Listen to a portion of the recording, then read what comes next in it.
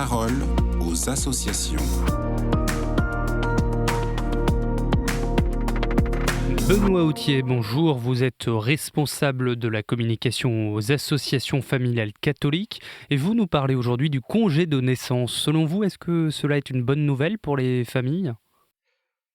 Bonjour Raphaël. Alors non, ce congé de naissance n'est pas une bonne nouvelle. Il a été annoncé par Emmanuel Macron le 16 janvier dernier en remplacement du congé parental. Donc il est plus court car il dure 6 mois et aussi mieux rémunéré, parce que le plafond annoncé va jusqu'à 1 800 €.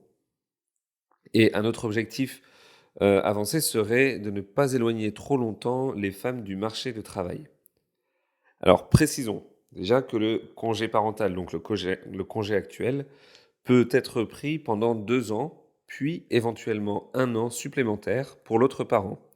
Et il est rémunéré à 430 € par mois pour un travail à temps plein. Au niveau des AFC, on peut se poser 2, voire 3 questions par rapport à ce congé de naissance. La première, c'est comment imaginer qu'il serait possible de disposer d'un mode de garde pour tous les enfants de 2 et 3 ans, alors que les possibilités d'accueil sont déjà insuffisantes. Ensuite, on se pose la question évidemment, est-ce qu'une telle mesure est-elle vraiment susceptible de relancer la natalité ? En effet, les 2 premières raisons pour lesquelles les Français renoncent à avoir un enfant ou à un enfant de plus tiennent aux questions de niveau de vie et à la conciliation vie familiale et vie professionnelle. Quand on interroge les parents qui ont renoncé à avoir un enfant, la moitié auraient fait un autre choix s'ils avaient pu prendre un congé parental. Et parmi eux, 61% auraient pris un congé de 2 ou 3 ans. Donc vous voyez, la durée du congé n'est pas du tout remise en question. Et enfin, que feront les mères ou les pères qui souhaiteront s'occuper de leur enfant plus longtemps que les 6 mois du congé de naissance ? Soit que leur enfant soit prématuré, adopté, porteur de handicap, ou qu'ils ont tout simplement envie de le voir grandir. Quelle solution leur restera-t-il si ce n'est celle de renoncer à leur emploi ? Que recommandent les associations familiales catholiques ?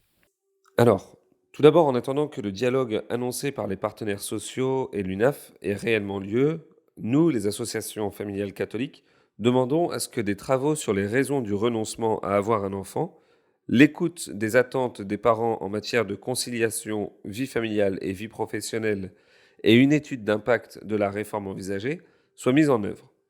La liberté de prendre un congé parental de 2 ou 3 ans doit être laissée aux pères et aux mères afin qu'ils puissent accueillir les enfants qu'ils souhaitent. Cela nécessite de réévaluer le montant de la prépare.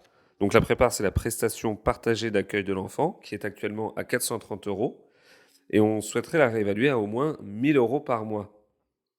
Alors il faut savoir qu'une place de crèche coûte à la collectivité 18 000 € par an.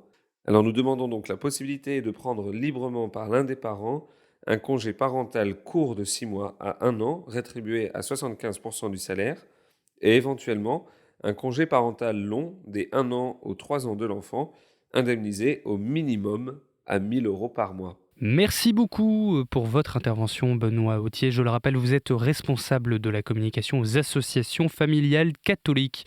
Pour plus d'informations sur votre association, rendez-vous donc sur le site afc-france.org. Très belle journée à vous.